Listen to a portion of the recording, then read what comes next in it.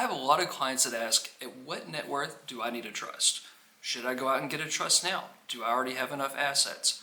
When do I start to really need the protection, or do I have to worry about federal estate taxes?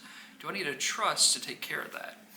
And my typical answer is that most people probably don't need one. It can be beneficial, and there are some situations where I generally do say, yeah, you probably need to talk to an estate planning attorney and see what kind of trust makes sense for you, because that's the other part to it, that there are any number of kinds of trusts. You've got generations giving trust, dynasty trust, you've got Medicaid asset protection trust, revocable, irrevocable, all these different kinds of trusts, and they're all tools in a toolbox used for different things. So depending on what your desired end goal is, that's going to really define what kind of trust makes the most sense for you. Just to throw out kind of at a high level some of the situations that would make a trust beneficial. One of the first situations that comes up is if you want to avoid probate. If you leave assets to your beneficiaries via will, that's going to be probated. When it goes through probate, everything that's in your estate is going to be made public. It's going to be public record. And a lot of people don't want that to happen. So if you leave assets that are owned by a revocable trust, or different kinds of trusts, but revocable most typically, those will pass outside of probate, and that can be a way of avoiding that. Now, you'll still also need a will. Most people have a pour-over will that essentially says that anything that isn't in the revocable trust at the time of their death just gets passed on into the trust when they pass away. And that just kind of cleans up any loose ends.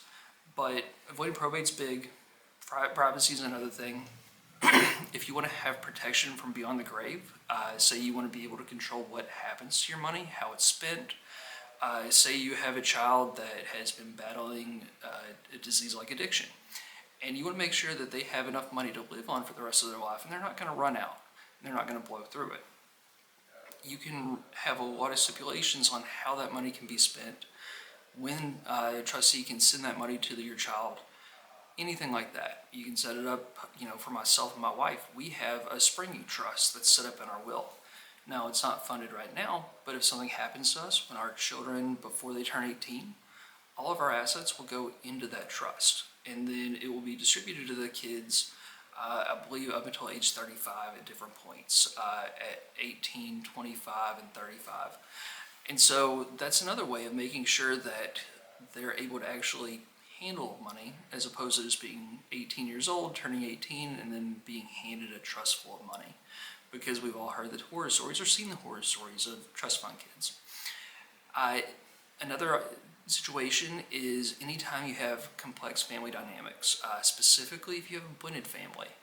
This happens a lot for adults who remarry. If you have a couple folks that one of them or both of them have a prior marriage, and especially children from the prior marriage, when you want to make sure that things are equal, or you want to make sure that you are working in the most efficient way possible in a complex situation, a trust can be a great way of doing that. So that's another situation. And another complex family dynamic is special needs. So if you have a family member, say you have a child that is on government assistance for whatever reason, and you want to make sure that even though you're leaving things to them, it's not going to disqualify them from receiving those government benefits, because most of them are means and asset tested. Special needs trust is a way to do that it's going to be compliant with Medicaid or whichever program they're under. And it's a really specialized area of planning. There are special needs attorneys that are really good in this, and I highly recommend talking to one of them.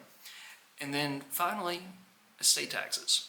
And estate taxes aren't as big of an issue for most people as they think, because as of right now in 2025, the federal estate tax exemption is just under $14 million per person.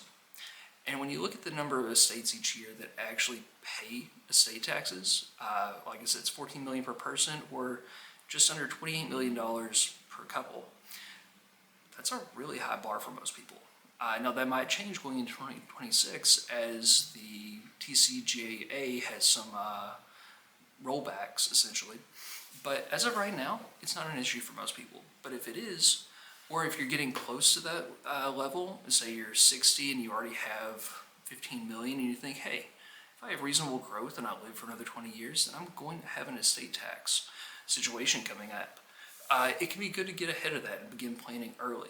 Early planning is always better. So at that point, you can start looking at things like ILITs, which is an irrevocable life insurance trust. Essentially, you're gifting money into a trust. The trust is purchasing life insurance on your life, but what it does is it's taking that money out of your taxable estate.